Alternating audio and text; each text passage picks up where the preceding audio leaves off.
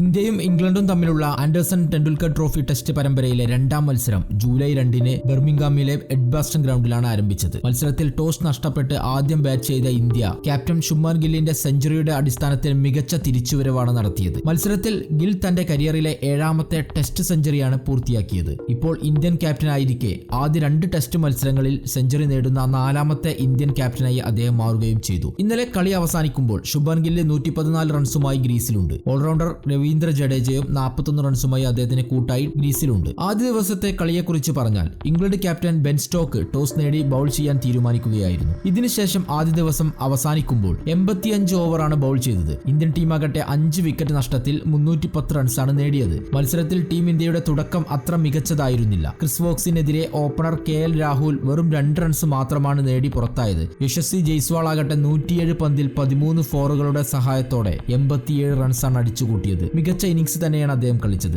മധ്യനിരയിൽ കരുൺ നായർ 31 റൺസും ഋഷഭ് പന്ത് 25 റൺസും നേടി തുടക്കമിട്ടെങ്കിലും അവർക്ക് വലിയ ഇന്നിംഗ്സ് കളിക്കാൻ സാധിച്ചില്ല. 1 റൺസ് മാത്രം നേടിയ നിതീഷ് കുമാർ റെഡ്ഡി ക്രിസ് വോക്സിന്റെ ബൗളിൽ ബൗൾഡ് ആവുകയായിരുന്നു. ആദ്യ ദിവസത്തെ കളിയിലെ അവസാന വിക്കറ്റായിരുന്നു റെഡ്ഡിയുടെ വിക്കറ്റ്. ഗിൽ 114 റൺസും ജഡേജ 41 റൺസും എടുത്തു 6ാം വിക്കറ്റിൽ 99 റൺസിന്റെ മികച്ച കൂട്ടുകെട്ട് സൃഷ്ടിച്ചുകൊണ്ട് മത്സരത്തിൽ ടീം ഇന്ത്യക്കായി മികച്ച തിരിച്ചുവരവാണ് നടത്തിയത്. ഇംഗ്ലണ്ടിനായി ക്രിസ് വോക്സ് 2 വിക്കറ്റ് വീഴ്ത്തിയപ്പോൾ Brydon Carse, Ben Stokes, Shoaib Bashir എന്നിവർ മത്സരത്തിൽ ആദ്യ ദിവസം ഓരോ വിക്കറ്റ് വീതവും വീഴ്ത്തി. കൂടുതൽ കായിക വാർത്തകളും വിശേഷങ്ങളും അറിയാൻ ചാനൽ സബ്സ്ക്രൈബ് ചെയ്യുക. നന്ദി.